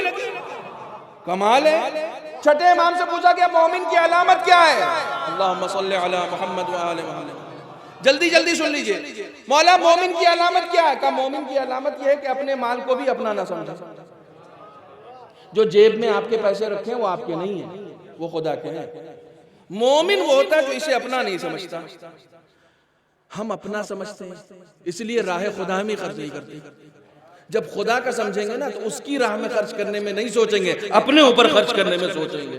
भैया तो उसी का है ना, आपके लिए और आपका। वो कहेगा मौलाना ये हमने इसलिए कहा था आपके लिए क्योंकि आपको एक मकसद के तहत बुलाया था, आपको एक मकसद के तहत बुलाया था। और ये सारी आसानियां इसलिए दी क्या आप मुजफ्फरनगर जाके ये ना सोचें कि यार सोना कहाँ है, खाऊंगा क्या, नमाज कहाँ पढ़ूंगा। ये सारी फिक्रें आपको न सताएं। आप अपने मकसद पे फोकस करें। अल्लाह अकबर। जब भी कोई फैसिलिटी देता है तो वो इसलिए देता है ताकि हम अपने मकसद पर फोकस करें। इस चीज की फिक्र ना करें कि हम कहाँ रहेंगे, खाएंगे क्या, कहाँ सोएंगे, इस चीज की फिक्र ना करें। खुदा ने भी इस दुनिया में हमें भेजा तो भेजने के बाद सारी चीजें हमारे लिए मुहैया कर दी ताकि हम बंदगी कर सकें। जिस मकसद के तहत खुदा ने हमें भेजा है हम उस मकसद को पूरा कर सकें। मकसद बंदगी है, मकसद बंदगी है। लेकिन अब जाहिर सी बात है एक मजलिस में सारी बातें तो नहीं हो सकती। ये बंदगी कई जगह डामाडोल हो जाती है। जैसे ही मेरे ऊपर कोई मुसीबत आती है मैं ढेर हो जाता हूं, फिर मैं खुदा से लड़ने लगता हूं कि माबूद मेरे यहाँ तो हदीस किसा भी होती है और मेरे यहाँ तो मजलिस भी होती है और हम तो नमाज भी पढ़ते हैं, तो फिर परेशानी मेरे लिए क्यों। और आप करबला सुनने आए। जो खुदा के मुंतखब तरीन बंदे हैं, जो खुदा के मुंतखब तरीन बंदे हैं, सारी बलाओं ने अपना मुंह उनके घर पे खोल दिया है और उन्होंने एक बार भी खुदा से नहीं पूछा माबूद ये बला क्यों। समझिए मैं क्या अर्ज कर रहा हूं। इन टॉपिक्स पर मजलिस नहीं पढ़ी जाती। बला और बंदगी दोनों का एक खास रोल है आपकी जिंदगी में। हमारे यहां की फिक्र यह हो गई है कि जिसके हालात अच्छे हैं हम उसके बारे में यह समझते हैं कि अल्लाह बहुत मेहरबान है, जबकि ऐसा हरगिज नहीं है। वरना आप मुझे बताइए मूसा पे मेहरबान था या फिरौन पे। फिरौन के पास तो मूसा से कहीं ज्यादा था। ये दौलत खुदा की मेहरबानी की निशानी नहीं है। वो किसी को देकर आजमाता है और किसी से लेकर आजमाता है। आपको ये तय करना है कि आप किस तरीके से बंदगी करते हैं। आपको ये तय करना है।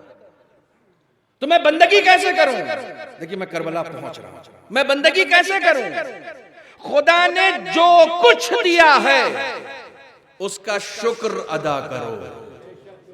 जो नहीं दिया है उसकी तरफ मत देखो।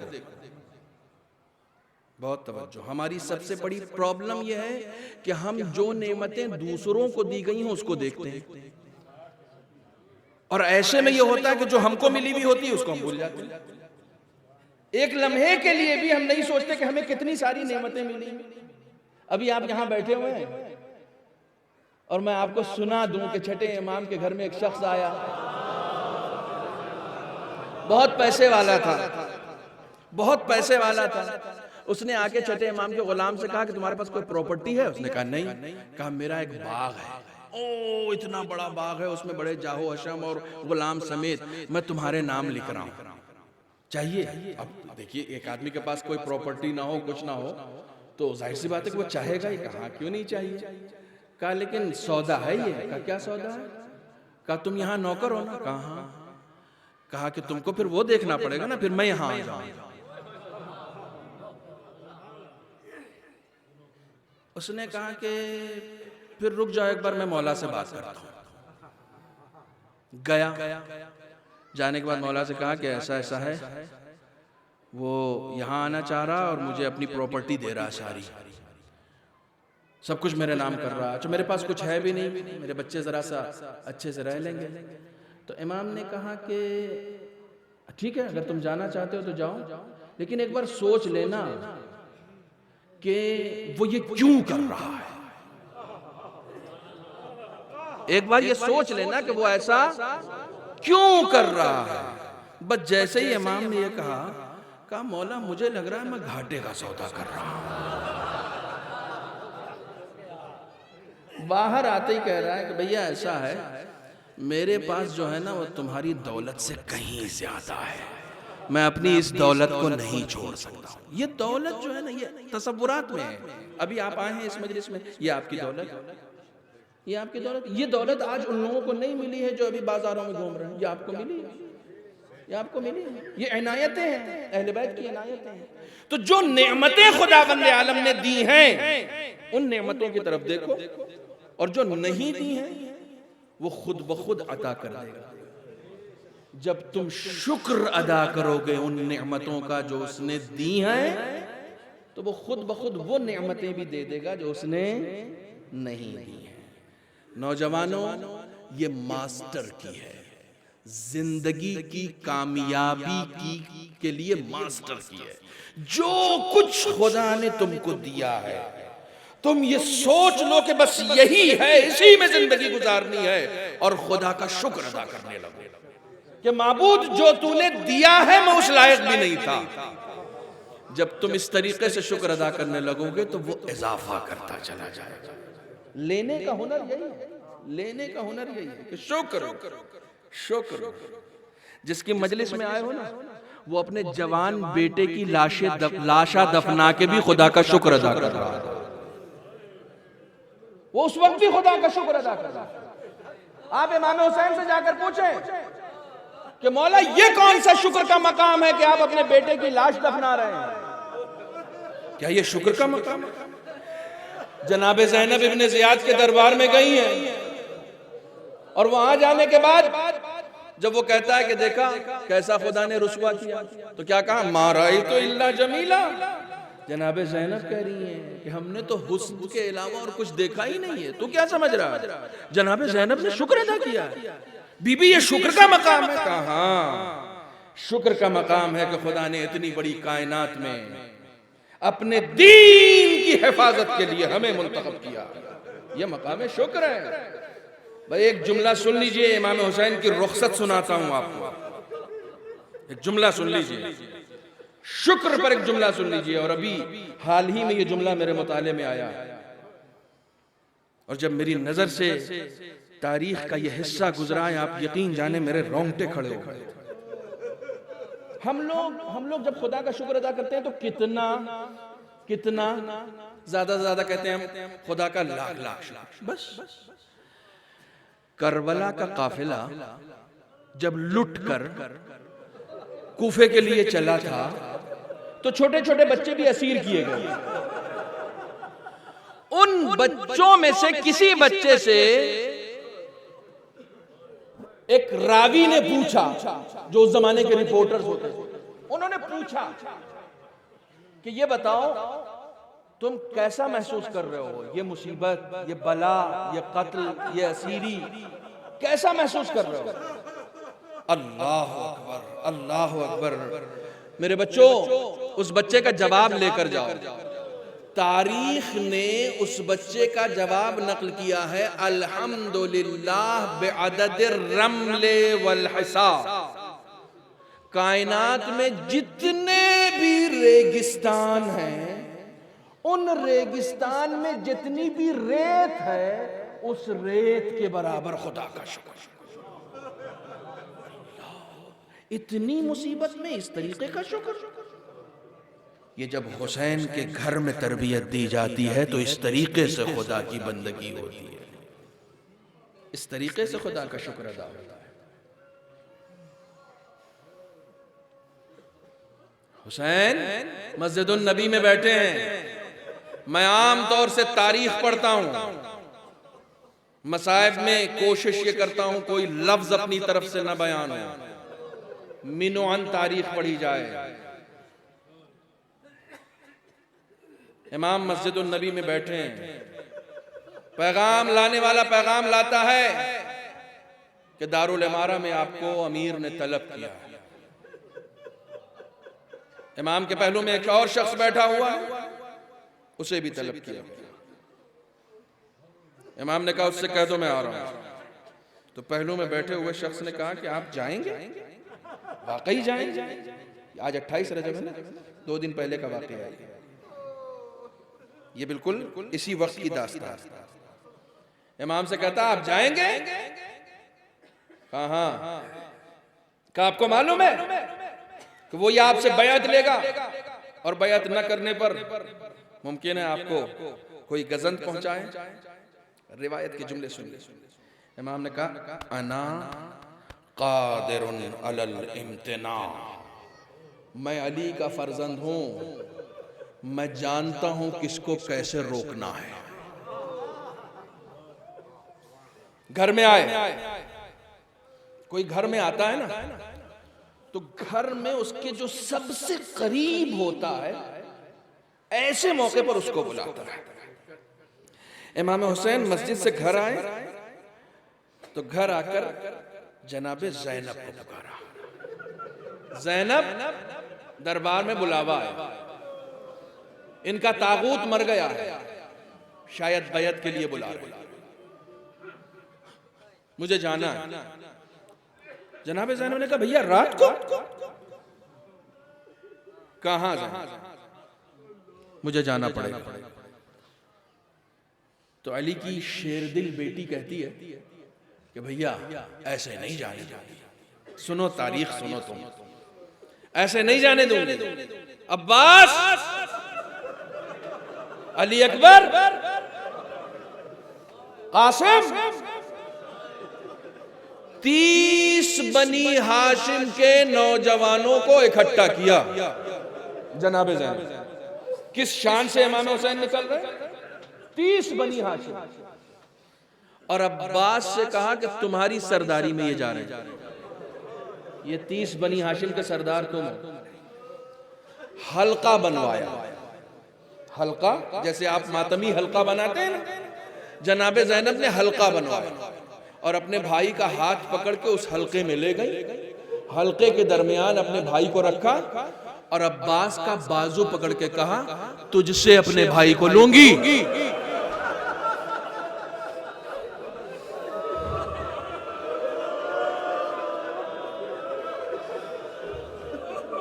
खुदा आपका सलामत रखे। कहा तुझसे भैया लूंगी, कोई गजंद मेरे भाई तक पहुंचने न पाए। अब्बास ने यकीन दिलाया, कहा शहजादी आप यकीन रखें, आका की तरफ कोई आंख उठाकर भी नहीं देखेगा। हल्के में इमाम हुसैन गए, हल्के के अंदर इमाम हुसैन गए, दारुल इमारा गए। अब जब दारुल इमारा के दरवाजे पर गए तो जनाब अब्बास को रोक दिया, कहा रुक जा, अंदर आने की जरूरत नहीं है। हाँ देखिए एक एक लफ्ज में तारीख का पढ़ रहा हूं। हाँ अगर मेरी आवाज बुलंद हो जाए तो इजाजत की जरूरत नहीं है, अगर मेरी आवाज बुलंद हो जाए तो वही इजाजत है, फिर आ सकता। इमाम हुसैन अंदर गए, मलऊन से बातें हुई, वलीद से जो पैगाम था उसने सुनाया। इमाम ने कहा ये बातें रात के सन्नाटे में नहीं की जाती, दिन की रोशनी में बुलाना, फिर मैं जब दरबार लग जाएगा तो बताऊंगा किसको बैअत करनी चाहिए और किसको बैअत लेनी चाहिए, ये मैं बताऊंगा। वलीद ने सर झुका लिया, का जैसा हुक्म आपका, कल आ जाइए। मरवान ने जसारत कर दी। ये तारीख में सिर्फ इसलिए पढ़ रहा हूं मेरे बच्चों को याद हो जाए आज क्या हुआ, मेरे बच्चों को याद हो जाए। मरवान ने जसारत कहा वलीद अगर हुसैन चले गए तो मदीने में खून की नदियां बह जाएंगी, हुसैन हाथ नहीं आएंगे, या बैअत ले या सर कलम कर ले। अल्लाहु अकबर। हुसैन का जुमला सुनो, इमाम मरवान की आंखों में आंखें डालते हैं और कहते हैं अतुहद्दिदुनी बिल कत्ल, तू मुझे कत्ल से डराता है। यब्न ज़रक़ा, ए ज़ने नीलगू चश्म की औलाद, अली के बेटे को मौत से डराता है, जिसका बाप मौत से इतना मानूस था जितना बच्चा अपनी मां के पिस्तान से मानूस होता है, तो मुझे मौत से डराता है। बस ये आवाज बुलंद होनी थी इमाम हुसैन की। तारीख कहती है दारुल इमारा का दरवाजा टूट के गिर गया। अब्बास 29 बनी हाशिम के साथ दरबार में दाखिल हो गए। हाथ कब्ज़े शमशीर पर और कहा, आका जसारत किसने की है? खुदा की कसम, अगर हुसैन इशारा भी कर देते ना तो यही वलीद का भी काम तमाम होता, मरवान का भी काम तमाम होता। इमाम हुसैन ने कहा, बस ये मैदान जंग नहीं है, आ जाओ।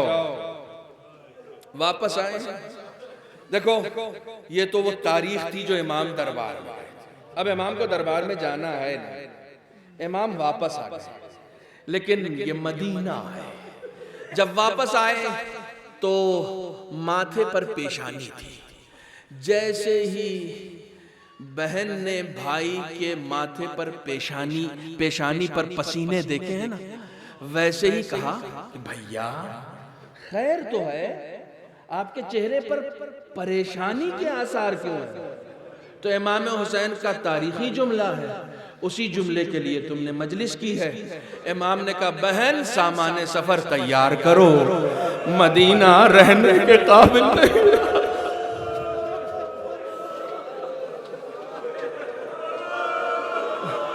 मदीना रहने के काबिल नहीं रहा।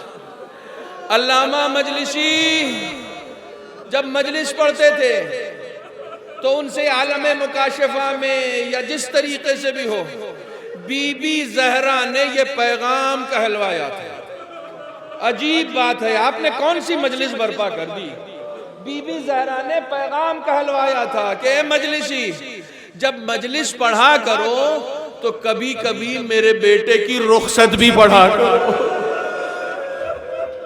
रुखसत बहुत सख्त है हुसैन की, चाहे वो मदीने से रुखसत हो या करबला से रुखसत हो। अभी सारे तबर्रुकात बरामद होंगे, आप ज़ियारत करेंगे तबर्रुकात की। हुसैन ने ज़ैनब से कह दिया है, सामाने सफ़र बांध लो, तैयारी कर लो, मदीना रहने के काबिल नहीं रहा। किससे रुखसत सुनिएगा? रसूल खुदा से रुखसत सुनिएगा, हसन मुज्तबा से रुखसत सुनिएगा, या अपनी माँ फातिमा ज़हरा से रुखसत सुनिएगा? हुसैन मस्जिदुन नबी में जाते हैं, रुखसत होने के लिए जाते हैं, अपने आप को नाना की कब्र पे गिरा देते हैं, आंख लग जाती है। आंख लगने के दौरान अपने नाना को ख्वाब में देखा, बेटा कुर्बानी का वक्त आ गया है, तुम्हें सफर करना पड़ेगा। इमाम बेदार हुए, दौड़े दौड़े अपने भाई हसन की कब्र पर आए, हसन की कब्र से रुखसत हुए। मैंने कहीं देखा तो नहीं है, मगर अल्लामा तालिब जौहरी मरहूम पढ़ा करते थे, मैंने खुद उनकी ज़बान से सुना है।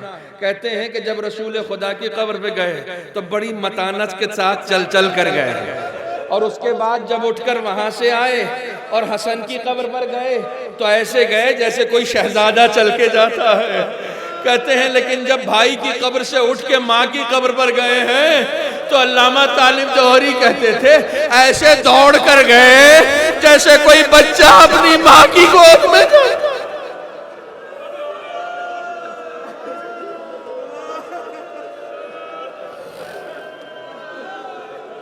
हुसैन ऐसे दौड़ कर गए। अब आप जरा तसव्वुर करें कि जब अम्मा इस दुनिया से रुखसत हुई थी, हुसैन गोशे में खड़े थे, सब कह रहे थे हुसैन से कि हुसैन रुखसत हो लो, हुसैन रुखसत हो लो। तो हुसैन ने कहा था, मैं अपनी अम्मा से कैसे रुखसत हो लूं?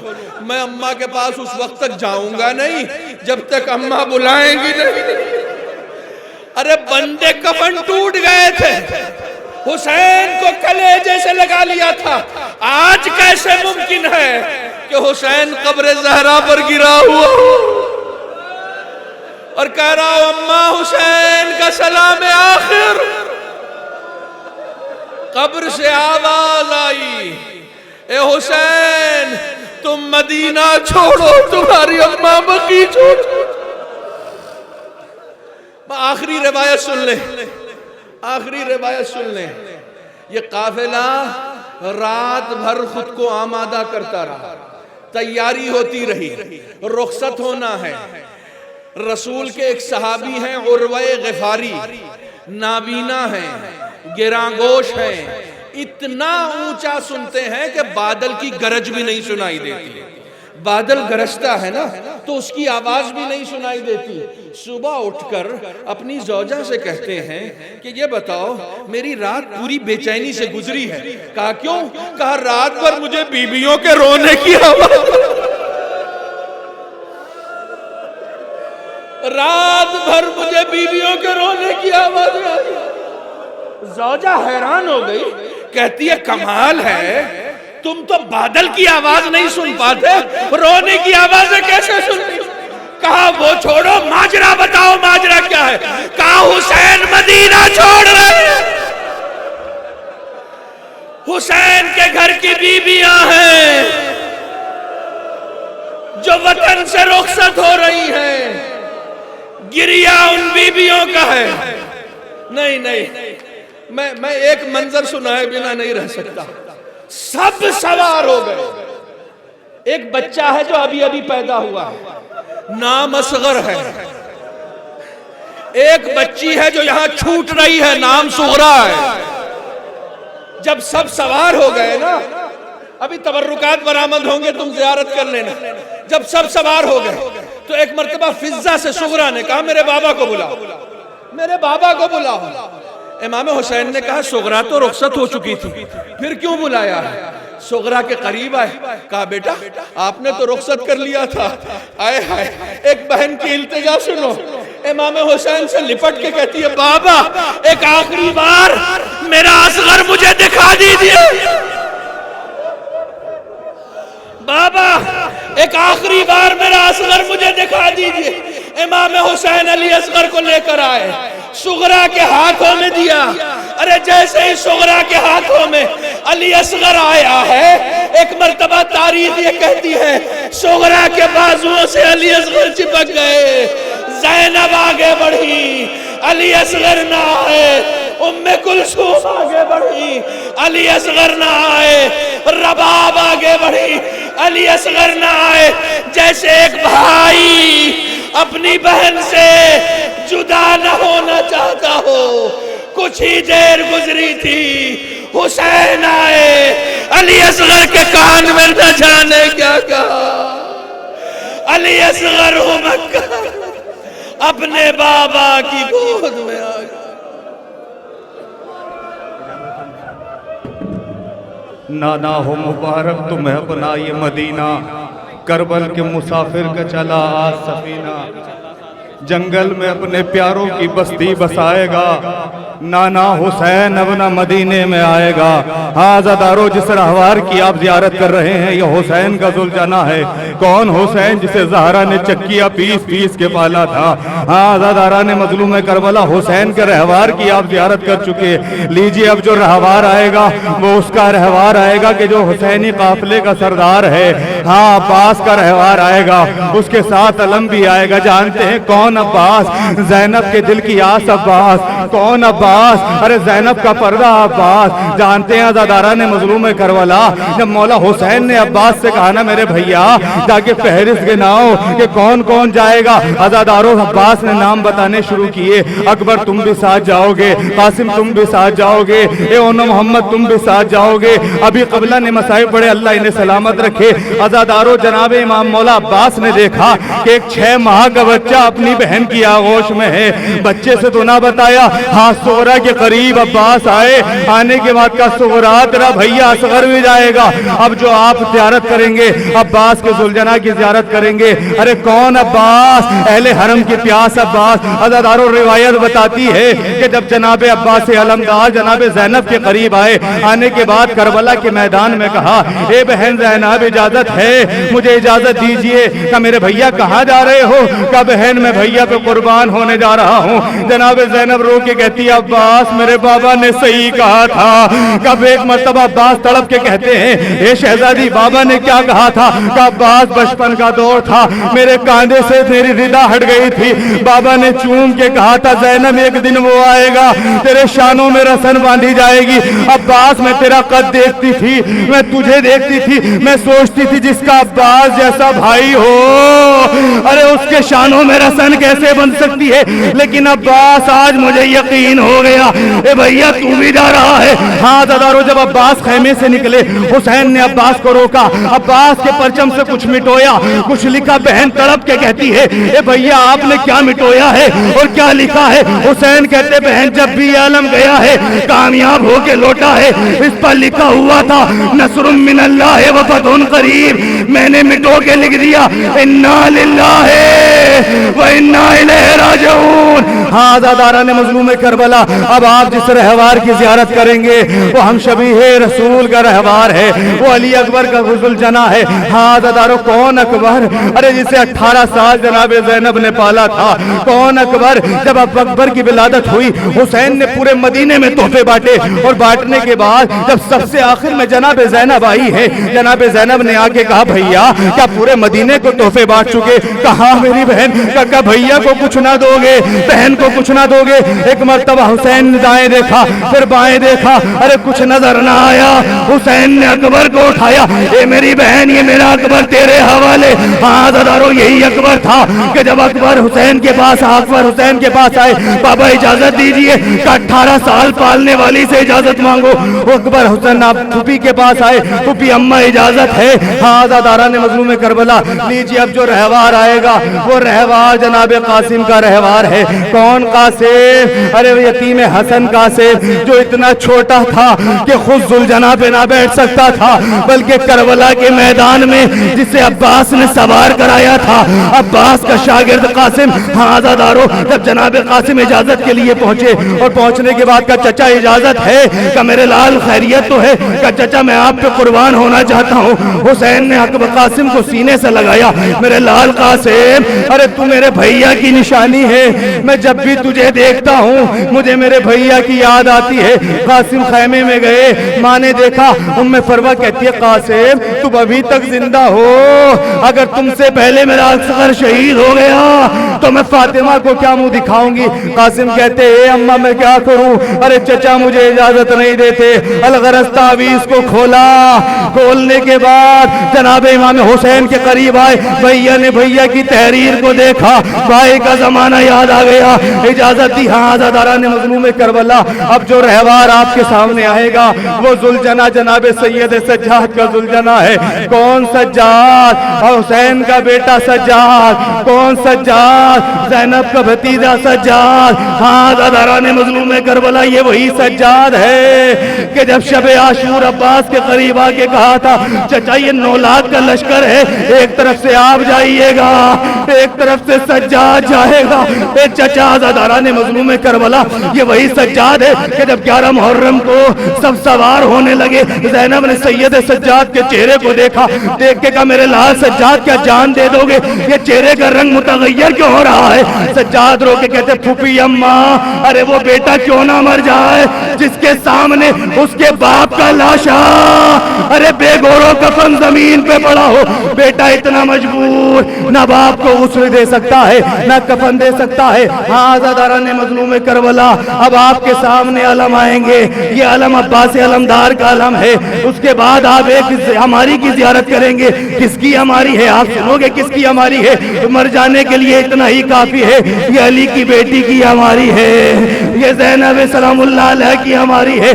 कौन ज़ैनब? अरे वो ज़ैनब कि जब जनाब अली अकबर की माँ आई ना सवार होने के लिए, रिवायत बताती है कि हुसैन ने अकबर को देखा, मेरे लाल अकबर जाओ अपनी माँ को सवार कराओ।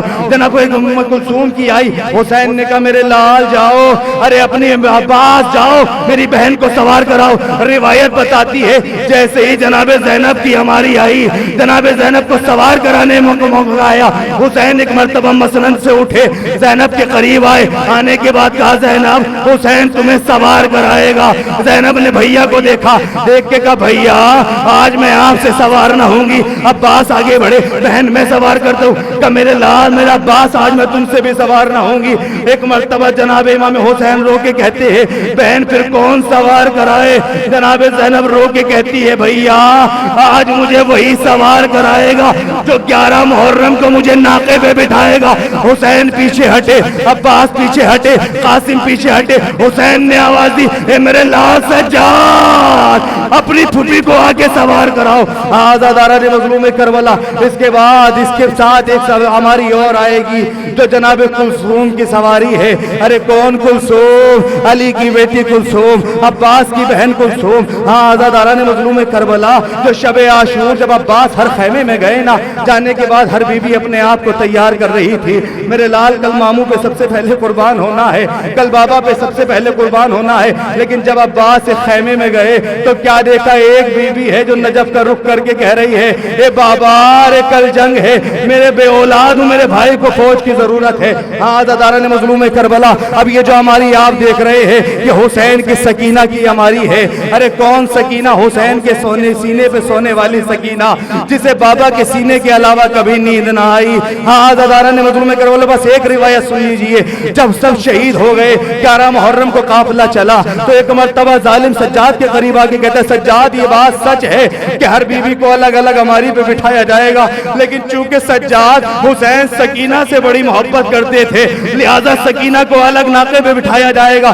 सकीना ने जब ये सुना ना कि मुझे फूफी से अलग कर दिया जाएगा, रो के कहती है ए भैया मैं अकेले ना बैठूंगी, भैया मुझे अपने पास बिठा ले, भैया मुझे अपने पास बिठा ले। जब जालिम ने देखा कि सकीना हाथ फैला फैला के फरियाद कर रही है, अरे जालिम एक रस्सी लाया, ऊंट को बिठाया सकीना को, अरे ऊंट की नंगी पुष्ट पर रस्सी से जकड़ दिया। जब भी ऊंट चलता था ऊंट की पीठ की रगड़ से सकीना का सीना, सकीना फराग कर रुक करके कहती थी ए चचा हाय मेरा बाबा वातमे हुसैन।